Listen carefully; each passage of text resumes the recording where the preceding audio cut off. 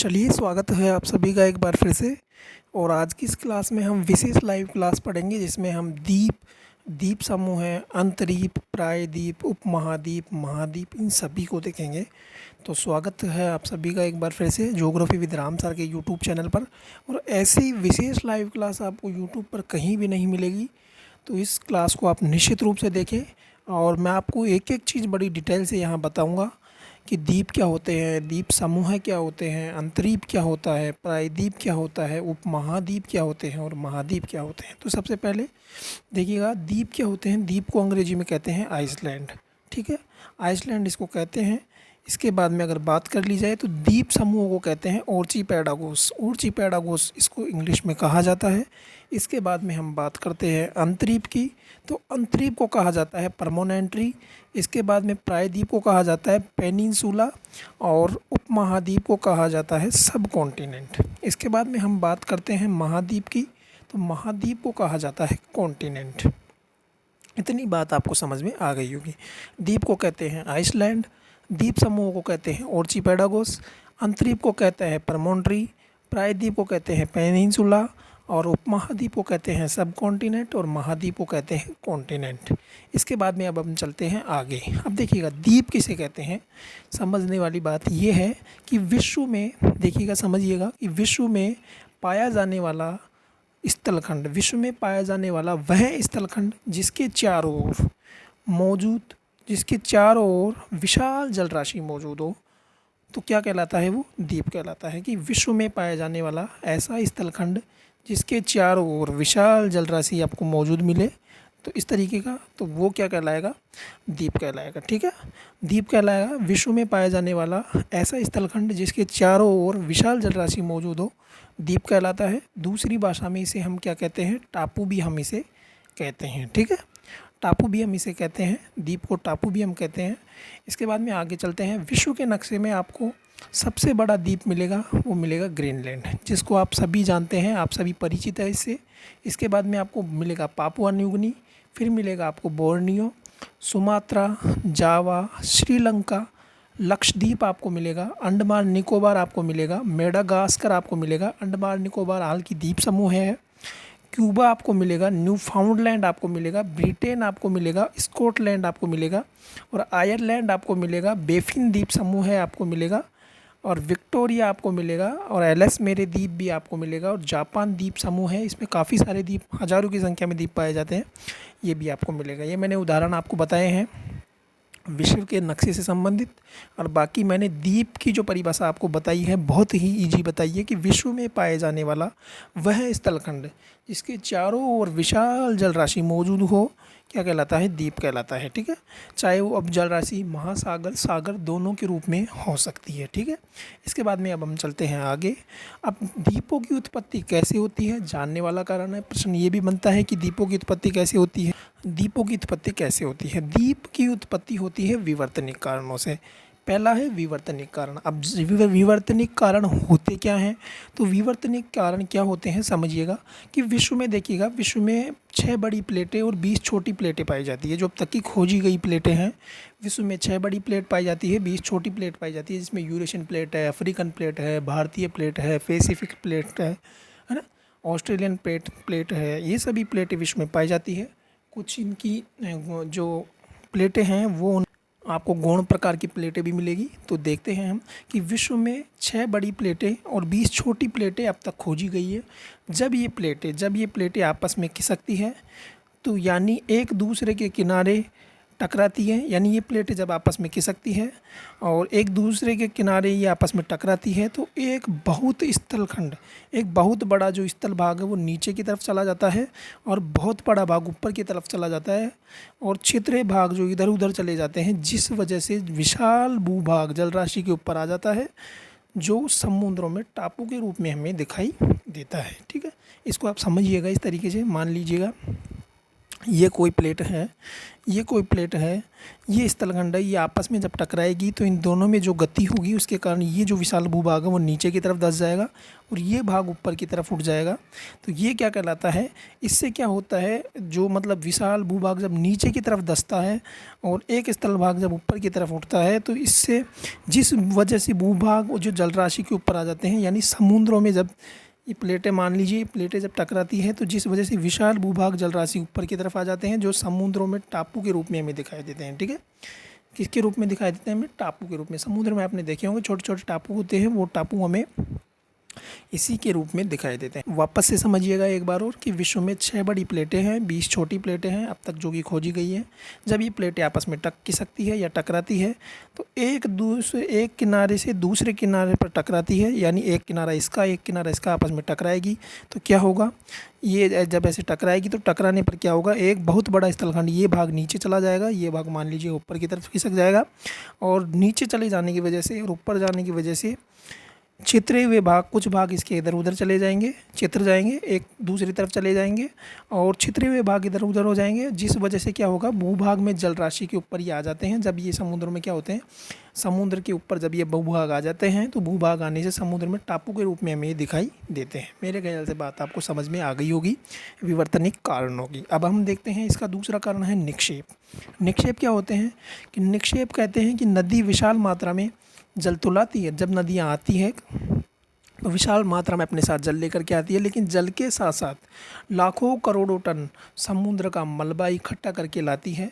और जब वो मलबा इकट्ठा होता है तो समुद्र तल के ऊपर जब मलबा इकट्ठा होता इस तरीके से, समुद्र तल है, मान लीजिए समुद्र तल है, उसमें मलबा इकट्ठा होता इस तरीके से ऊपर उठने लगता है तो वहाँ एक द्वीप का निर्माण हो जाता है और इसे हम क्या कहते हैं, द्वीप कहते हैं। तो इस तरीके से भी द्वीप का निर्माण होता है, निक्षेप निर्मित द्वीप कहते हैं इनको।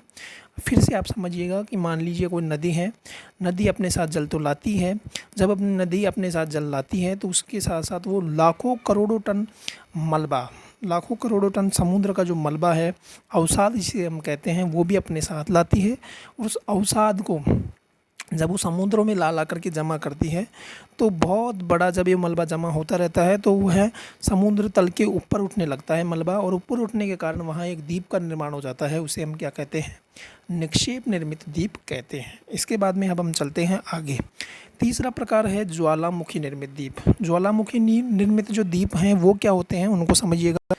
मान लीजिए जब ज्वालामुखी विस्फोट होता है, जब ज्वालामुखी फूटता है तो ज्वालामुखी के फूटने पर उसमें काफ़ी सारा लार्वा इस तरीके से बाहर आता है, और ये लार्वा जब समुद्र में होता है, जब मान लीजिए ज्वालामुखी जब समुद्र में फूटता है, समुद्र में जब ज्वालामुखी फूटता है तो ये लार्वा इस तरीके से बाहर आता है उसमें से, और ये लार्वा जब समुद्र में इस तरीके से बाहर आता है तो ये समुद्र में हमें, समुद्र तल के ऊपर जब इस तरीके से ये लार्वा बाहर आकर के ठंडा होकर के हमें समुद्र में दिखाई देने लगता है तो इसे भी हम द्वीप, ज्वालामुखी द्वीप की संज्ञा देते हैं।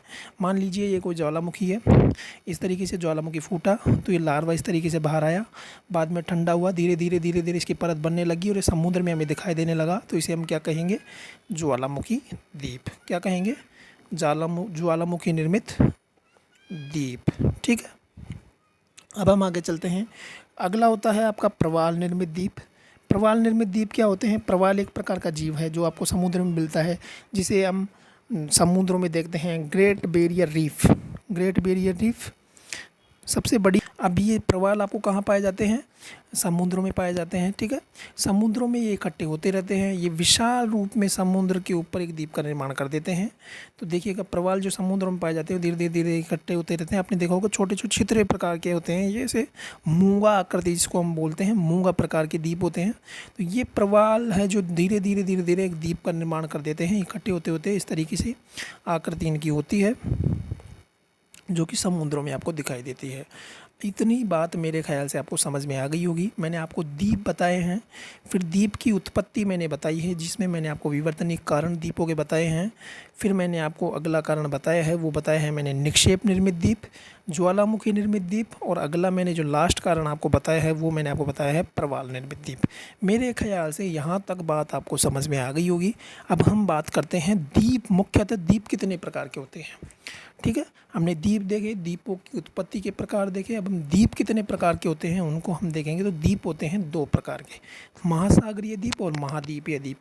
अब समझिएगा महासागरीय द्वीप क्या होते हैं। जो द्वीप महासागरों में निर्मित होते हैं, जो द्वीप महासागरीय प्लेटों से निर्मित होते हैं, महासागरीय द्वीप कहलाते हैं।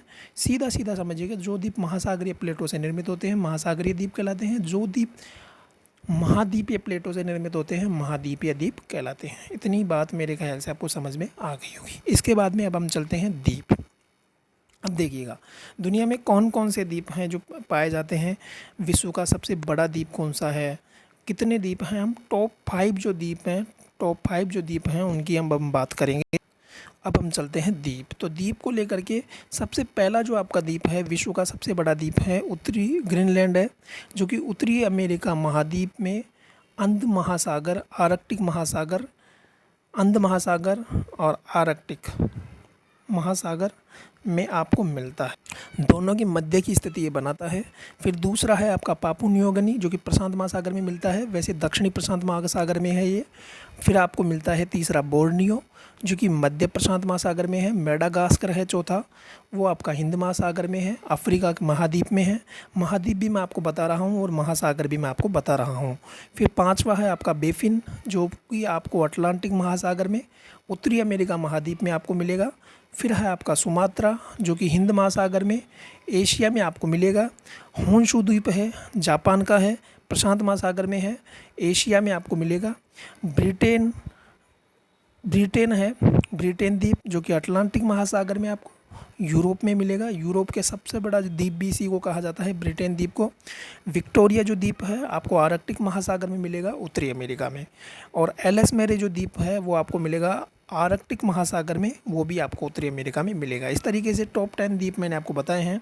सबसे बड़ा है आपका ग्रीनलैंड, फिर है पापुआ न्यू गिनी, फिर है बोर्नियो, फिर है मेडागास्कर, फिर है बेफिन, फिर है सुमात्रा, फिर है होन्शु, फिर है ब्रिटेन, फिर है विक्टोरिया, फिर है एलिस मेरे। और इस तरीके से मैंने आपकी स्थिति भी यहाँ आपको बता दी है। मेरे ख्याल से इतनी बात आपको समझ में आ गई होगी। अब हम देख लेते हैं एक बार विश्व के टॉप 5 द्वीप को मैप सहित भी हम देख लेते हैं, मैप में इनकी स्थिति कहाँ कहाँ है। तो ये मैप रहा आपका। अब हम चलते हैं सबसे पहले, तो ये है आपका ग्रीनलैंड, आपको दिख रहा होगा। इसके बाद में ग्रीनलैंड के बाद में हम दूसरे सबसे बड़े द्वीप की तरफ जब हम चलते हैं तो वो है आपका पापुआ न्यू गिनी। फिर हम चलते हैं तीसरे बड़े द्वीप की तरफ। तो तीसरा जो बड़ा द्वीप है वो है आपका, सबसे बड़ा द्वीप जो तीसरा है वो है आपका बोर्नियो द्वीप, ये रहा। ठीक है, इसके बाद में आपको चौथा सबसे बड़ा द्वीप है मेडागास्कर, जो कि हिंद महासागर अफ्रीका का सबसे बड़ा द्वीप है। इसके बाद में हम चलते हैं पांचवा सबसे बड़ा द्वीप मैं आपको बता रहा हूँ, वो है आपका बेफिन द्वीप, जो कि ये रहा। इसके बाद में आपका छठा सबसे बड़ा जो द्वीप है वो आपका है सुमात्रा, जो कि आपका ये रहा। इस तरीके से सातवें बड़े द्वीप की जो कि आपकी स्थिति है वो है जापान के पास में होन्शु द्वीप। ठीक है, वैसे जापान में 4 द्वीप हैं, होक्काइडो, होन्शु, क्यूशु, शोकोगु। ये आपका सबसे बड़ा द्वीप है 7वां। इसके बाद में 8वां आपका सबसे बड़ा द्वीप है ब्रिटेन द्वीप, जो कि आपको ये रहा। इसके बाद में हम 9वां सबसे बड़ा द्वीप देखेंगे, वो है आपका विक्टोरिया, आपका ये रहा। और 10वां लास्ट आपका सबसे बड़ा द्वीप है वो है आपका एलिस मेरे द्वीप, आपका ये रहा। मैंने आपको 10 द्वीपों की स्थिति विश्व के नक्शे में बता दी है। अब इन द्वीपों की क्या क्या विशेषताएँ हैं उसको भी हम थोड़ा सा देख लेते हैं। तो देखते हैं, सबसे पहले ग्रीनलैंड विश्व का सबसे बड़ा द्वीप है, आपको पता है, अभी आपने देख लिया है। इसके बाद में 2 महासागरों का मिलन स्तर भी ये बनाता है, अंध महासागर और आर्कटिक महासागर। ठीक है, क्षेत्र इसका है उत्तरी अमेरिका में ये आता है, लेकिन ग्रीनलैंड पर आपको ये बात ध्यान में रखनी है कि ग्रीनलैंड पर वैसे तो उत्तरी अमेरिका में आता है, लेकिन ग्रीनलैंड पर राजनीतिक जो अधिकार है वो डेनमार्क का है। भौगोलिक दृष्टि से उत्तरी अमेरिका महाद्वीप का ये भाग है। इसके बाद में है अगला पापुआ न्यू गिनी, दूसरा सबसे बड़ा द्वीप है। 1/2 हिस्सा इसका ऑस्ट्रेलिया में आता है, 1/2 एशिया में आता है पश्चिम में। ठीक है, बोर्नियो द्वीप है, एशिया महाद्वीप का सबसे बड़ा द्वीप है, विश्व में तीसरे नंबर पर आता है। स्थिति इसकी प्रशांत महासागर में है, हमने अभी देख ली है। इसके बाद में है मेडागास्कर, वो आपका चौथा है, हिंद महासागर का सबसे बड़ा द्वीप है। पाँचवा है आपका बेफिन द्वीप, विश्व का पाँचवा बड़ा द्वीप है। इसके बाद में है आपका छठा जो बड़ा द्वीप है वो है सुमात्रा। सुमात्रा द्वीप की स्थिति इंडोनेशिया का भाग है, छठा बड़ा द्वीप है। इसके बाद हमें है होंशु द्वीप, जापान का सबसे बड़ा द्वीप है। राइस बाउल ऑफ जापान भी इसे हम कहते हैं, चावल का कटोरा। इसके बाद में सातवां है आपका, आठवां है ब्रिटेन, और नौवां है विक्टोरिया द्वीप, और 10वां है एलिस मेरे द्वीप। ये आपके द्वीप हैं और इनके द्वीपों की विशेषता हैं। ये आपके मैंने द्वीप की प्रकार बता दिए हैं। तो इस तरीके से ये आपकी लाइव क्लास थी। उम्मीद करता हूँ आपको समझ आया होगा, और जब तक के लिए मुझे दीजिए इजाज़त। नमस्कार, मिलते हैं फिर एक नई वीडियो में। जब तक के लिए नमस्कार।